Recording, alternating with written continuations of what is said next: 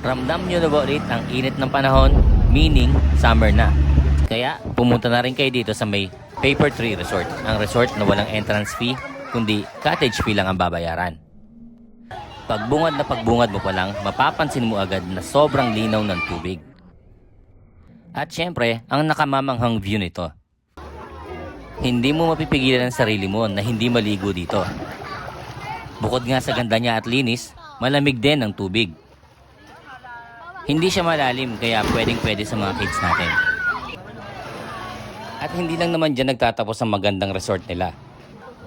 Dahil kanila pa rin naman yung kabilang side na kung saan pwede kang mag-overnight.